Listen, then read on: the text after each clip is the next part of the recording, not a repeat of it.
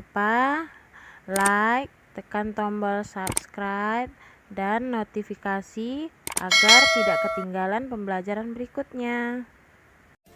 Sebelum mulai pembelajaran, kita berdoa menurut agama dan kepercayaan kita masing-masing. Berdoa dimulai.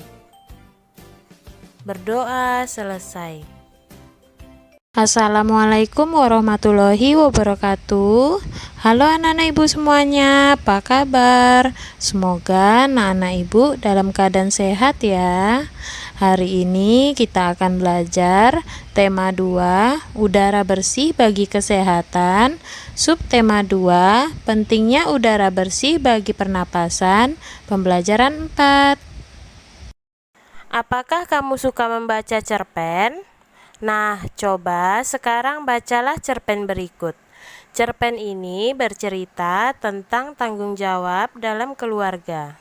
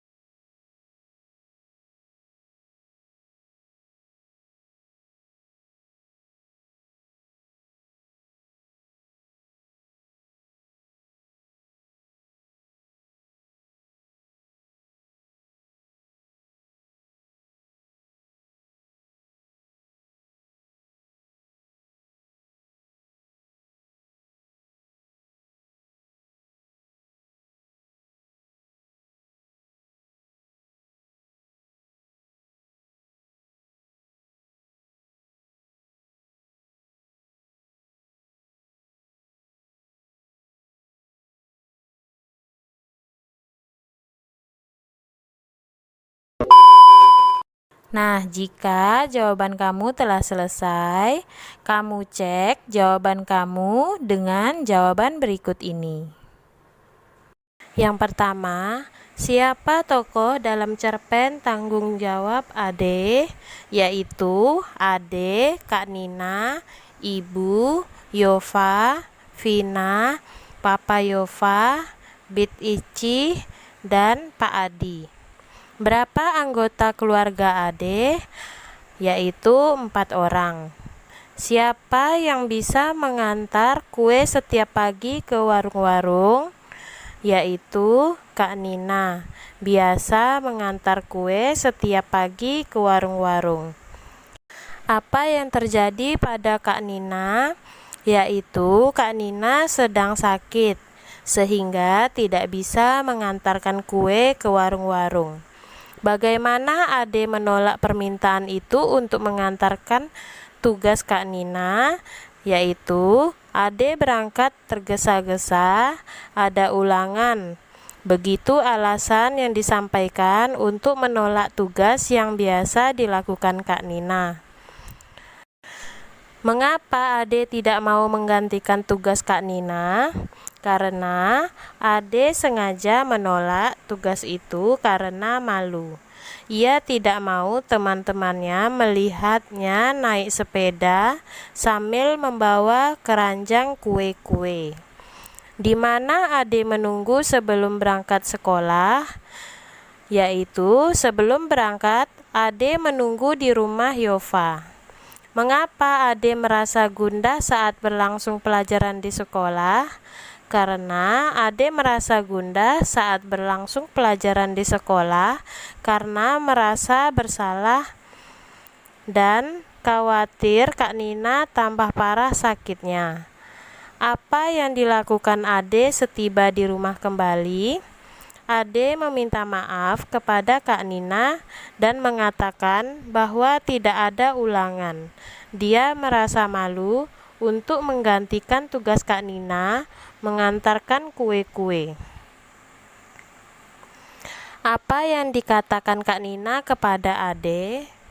Kak Nina mengatakan agar Ade jangan menangis dan yang penting Ade sudah menyadari kesalahannya dan tidak akan mengulanginya lagi. Pada cerpen tanggung jawab Ade, Ibu Ade mempunyai usaha makanan untuk dijual ke warung-warung. Dari usaha makanan itu, tentunya Ibu Ade akan memperoleh keuntungan. Keuntungan inilah yang akan menjadi tambahan penghasil bagi keluarga Ade.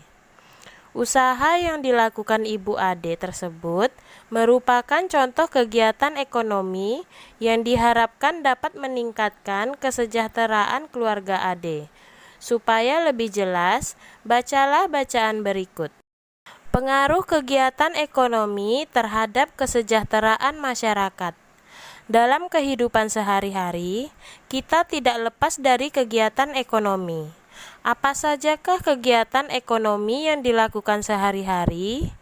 Kegiatan ekonomi meliputi kegiatan produksi, distribusi, dan konsumsi. Ketiga kegiatan ekonomi ini saling berkaitan satu sama lain. Satu kegiatan ekonomi terhambat akan mengganggu kegiatan ekonomi lainnya. 1. Produksi. Apa itu produksi? Amatilah kegiatan ekonomi perajin gerabah. Seorang perajin akan mencari tanah liat sebagai bahan baku. Tanah liat ini diolah menjadi berbagai bentuk, misalnya gerabah. Gerabah yang sudah dibuat akan dijemur kemudian dibakar. Proses akhir, gerabah tersebut diwarnai kemudian dijual kepada konsumen.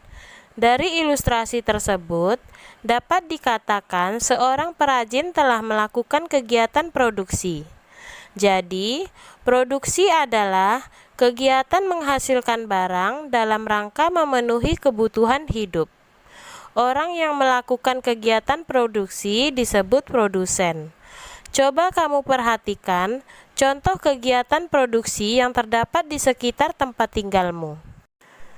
Kegiatan produksi berpengaruh terhadap kesejahteraan pemilik sumber daya ekonomi dan produsen. Bagi pemilik sumber daya ekonomi, adanya produsen produksi memungkinkannya memperoleh balas jasa. Balas jasa ini berupa sewa, bunga modal, atau gaji. Dengan balas jasa ini, pemilik sumber daya ekonomi dapat memenuhi kebutuhan hidup secara memuaskan. Sementara itu, bagi produsen adanya proses produksi menyebabkan produsen memperoleh keuntungan. Selanjutnya, keuntungan tersebut digunakan untuk menjaga kelangsungan usaha dan memenuhi kebutuhan hidup. Ini dilakukan dalam upaya mencapai kesejahteraan hidup. 2. Distribusi. Setiap hari kamu makan dan menggunakan pakaian. Bahan makanan tersebut dihasilkan di suatu daerah tertentu. Pakaian juga diproduksi di daerah tertentu. Untuk mendatangkan bahan makanan dan pakaian, diperlukan kegiatan penyaluran. Kegiatan inilah yang disebut distribusi. Jadi, distribusi adalah kegiatan menyalurkan hasil produksi dari produsen ke konsumen. Orang yang melakukan kegiatan ini disebut distributor. Kelancaran distribusi barang membutuhkan sarana transportasi dan akses yang memadai. Tujuannya agar hasil produksi dapat segera sampai konsumen dengan cepat dan tepat. 3. Konsumsi. Perhatikan aktivitas teman sekolah ketika waktu istirahat. Ada yang jajan di kantin, ada pula yang makan bekal dari rumah. Jajan di kantin dan makan bekal termasuk kegiatan konsumsi. Tidak hanya menghabiskan barang, kegiatan yang dapat mengurangi nilai guna barang juga termasuk kegiatan konsumsi. Misalnya, kamu mengenakan seragam dan sepatu ketika sekolah. Konsumsi diartikan kegiatan menghabiskan atau mengurangi nilai guna barang dan jasa untuk memenuhi kebutuhan hidup. Orang yang melakukan kegiatan konsumsi disebut konsumen. Untuk mengonsumsi barang atau jasa, masyarakat mengorbankan tertentu. Pengorbanan dapat berupa uang atau waktu. Dengan mengonsumsi barang atau jasa, masyarakat berusaha memperoleh kepuasan optimal. Ini dilakukan untuk mencapai taraf hidup kesejahteraan. Nah, sampai di sini dulu pembelajaran kita hari ini. Sampai jumpa lagi di pembelajaran berikutnya. Wassalamualaikum warahmatullahi wabarakatuh.